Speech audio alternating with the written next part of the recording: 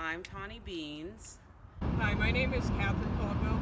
Hi, I'm Bruce Campbell. Hi, I'm Angela Smith. My name is Pritika Arinana. I am Terry Doan. To me, a hero is someone who has overcome a great challenge or completed something that was thought impossible or nearly impossible, and it was something that was for the good and for a very good cause and a very good reason, and in the middle of completing it,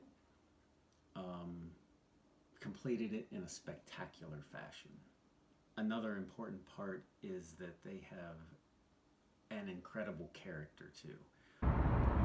A hero for me is anyone who goes above and beyond, just in whatever they're doing, whether it's their work, whether it's their volunteering, whether it's their daily interactions with other people.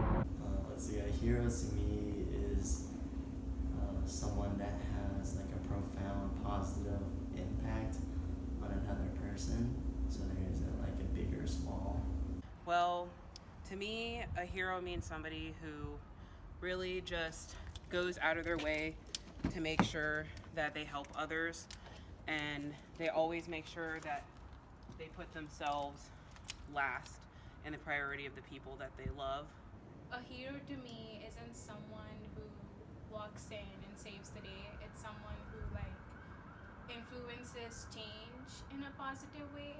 So you don't necessarily have to fix a situation, but if you're promoting change, I think that would most definitely qualify for hero-like qualities. Well, I think a hero is somebody who is just selfless and they do things for other people without there being any gain for them. And also just heroes are people who are good role models for people.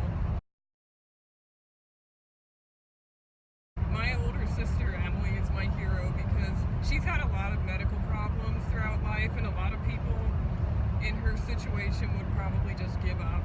And she actually just tries to go the extra mile all the time, and she never tells anybody no when they ask for help. And she's just amazing, and she'll do anything for anyone. And like I said, despite all of her medical issues, that has not stopped her one bit. So my hero is my mom, because she adopted me when nobody else really wanted me, and she always made sure that I had exactly what I needed in order to have the best childhood. So we didn't have a lot of money growing up, but my mom would eat less just so I could eat more, and she did everything possible to make sure that I had every comfort that I could. My hero is H. Norman Schwarzkopf, and better known as General Schwarzkopf. He was a 4-star general in the Army. He had spent his whole life in the Army. He never had a charmed childhood. It was actually very challenging. His mother was an alcoholic, and his father was very busy too, being in the Army also, and being a kind of an ambassador too, was away years and years. That is my hero. Particular sections of his life and things he did that to me were amazing. Even though he was a lieutenant colonel, he would lead by example. And there was an instance where he single-handedly saved someone in his unit by walking into a minefield, something a lieutenant colonel did not have to do. He could have sent anyone. He went in himself, picked the wounded man up, and brought him back out. For me, one of my personal heroes is actually Audrey Hepburn. So most people know her from Breakfast at Tiffany's, but she was actually an incredible person in real life. She was so kind to everyone she worked with. She was renowned for just being the sweetest person.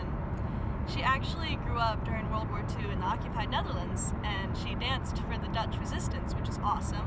And she also dedicated the last few years of her life to working for UNICEF. My hero would be Malala Yousafzai because so many people know she's done a a lot of important things, and she's advocated for women empowerment in terms of education. I think it's important, especially in third world countries where women are not really given a voice or where they can't stand up for themselves. So the fact that she's advocating for education and many women can use that tool to help themselves is something that's very important and does promote hero-like qualities.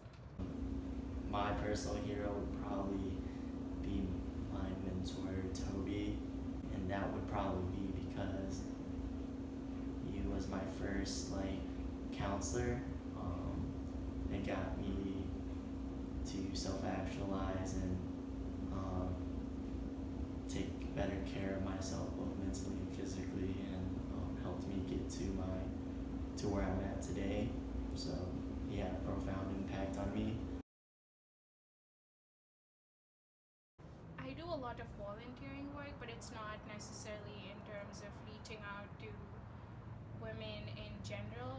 But I do reach out to populations that are underprivileged, and I try to give my efforts or services to help them out. And in my daily life, I'd say that I do try and go the extra mile. I try to go a little bit above and beyond, whether it's just being really conscientious about my academic work, or being supportive of my roommates and friends, or just offering help when I see that someone needs it.